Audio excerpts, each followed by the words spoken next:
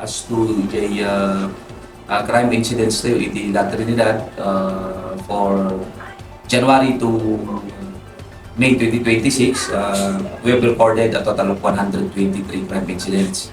So, ada iti basit nga increase na from our data for January to May 2025. Meron siyang significant increase of 13 incidents. Attributed tayo to iti incidents tayo iti vehicular traffic accidents.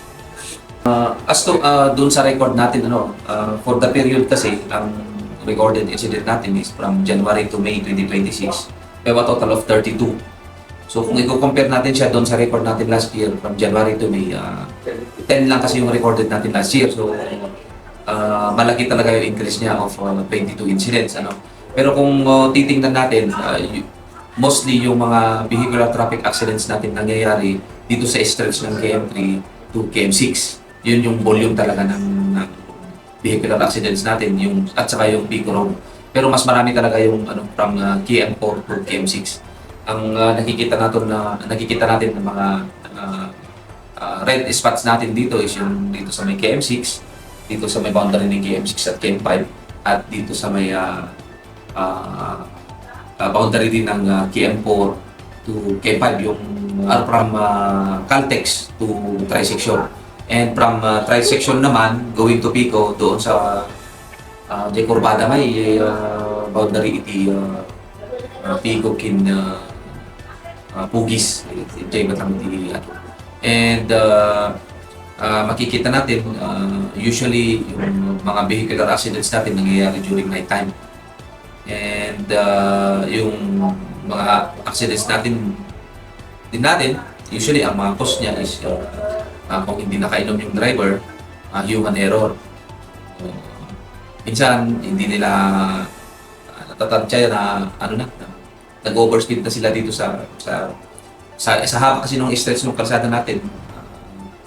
Nakakaligtaan nila na meron tayong speed limit dito sa La Trinidad. So, yun yung isang nakikita natin na pwede natin implement para mabawasan natin yung vehicular traffic incidents na nangyayari dito.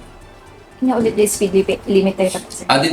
Dito sa from Iskis ng KM3 hanggang sa Silan ng based doon sa municipal ordinance natin is 40 km per allowed na speed limit natin from KM3 to KM6. Sir, naku naman tayo usually dito yung highway tayo, national highway kan dito yung matlang ayan iti Pico Pugis day kanayon nga BTI kan BTA. Sir, adan ti recommendations tayo ba sir for further actions or recommendations no at least nga mabawasan dagito yung cases tayo? Yes ma'am. Actually yung base kami di assessment ni na assessment di vehicular traffic accidents tayo. Usually crime plot na yun ay oras no iti papangyarihan na dagito yung incident is from 7 p.m. to 9, data jay volume na. And from 1 a.m. to 3 a.m. Data jay volume iti crime plot jay vehicular traffic incidents tayo. Tatanti adjustment tayo dito tapno mabawasan tayo data. Isu jay pa nag-i-schedule tayo, iti checkpoint tayo. So dito ito rin nila, ako nang timagin tayo ng checkpoint miti aldaw. Usually naman iti checkpoint miti aldaw, adati incident or mandated na kita. But as to our action taken dito yung vehicular traffic accidents, dito yung checkpoint tayo iti 7 to 9 and yung 1 a.m. to 3 a.m. So nakita tayo I don't have, awan lang dyan exact na figure ko nung nakita ko pinbaba dyan figure iti vehicle accidents tayo during dyan nga oras.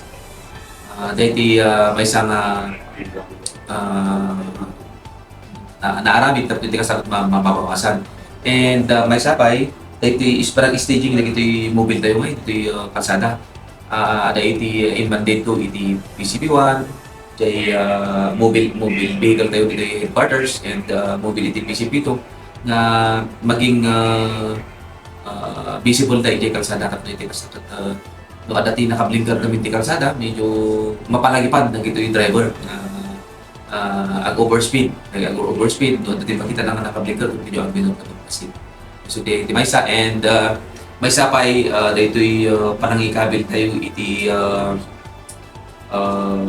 barrier.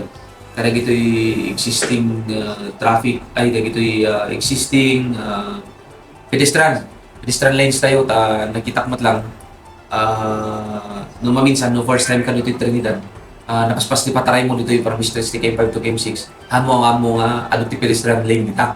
And ada ti areas tayo dito nga di pedestrian kat medyo na nasipnat. So, samong to lang makita di tao no umasilig di lugan. So, napintas nga anin nga pedestrian from KM3 to KM6 kat makargaan iti orange barrier. Tapos iti kastakot mo, ada ti barrier na kahit nasawon, ada ti warning nga ako nga da barrier dyan, siguro na pedestrian. Kasi ito maging aware yung mga driver natin. And also, the issue tayo matlang, di ba? The KM5, yung pedestrian dyan na maraming drivers natin na reckless drivers na pedestrian na nga, babanggayin mo pa yung naglalakad, di ba? Dapat pagka ang SOP naman dyan, pag nag-seminar ka talaga, kumuha ka ng proper na kapuha ng lisensya mo, pagka pedestrian yan, kailangan mo tumigil. Priority yung naglalakad. Lalo na kung nauna yung naglalakad na nandoon. And yung isa dyan, yun nga, ang paglalagay ng... Nag-usap kami ni Mayor na magre-request ng maglalagay ng rumble strips doon sa mga pedestrian, before pedestrian. Kasi minsan, pag pagod yung mga driver, inaantok na yan, medyo focus na yung kalsada at maawan ni kalsada. So, tapno maring da, pagsakot na ijay, before na nga makasakot na yung pedestrian at the rumble strip na yung kastakot ma-alert da na ada iti pedestrian ijay sang manan. Actually, depende kami dito between the driver and the victim. So, if they will settle, no minsan dapat i-settle na mismo ijay bagbagida. So, handan nga report ka tayo. But once nga na-report kita tayo dito, we will issue appropriate ticket doon sa mga driver. So, kung na-report yan sa atin, we will issue kung ano yung violation ng driver, i-issue natin yan. Kasi hindi pwedeng, nandun na sa atin, porket nagkariglo, hayaan na natin. Paano magkakaroon ng disiplina at pagpapanunutan mo lang kakagawa tayo ng drivers. Dapat pagka nagawak tayo ng manubela, dapat lagi tayong na alert at hindi pwedeng i-compromise natin yung pagod tayo group, yung pupunta na bandong tayo, but alertness tayo nga drive itilugan at maawan, hindi pwedeng mawala yun. So kung inaantok tayo, pagod tayo, dapat mapahinga muna tayo bago tayo magawak ng manubela para makaiwas tayo sa disgrasya sa kalsada. Sir, going back po doon sa pedestrian lanes, may certain span of time ba na dapat tumigil yung mga driver? Yun yung isang purpose ng kinandat natin na driver summit actually.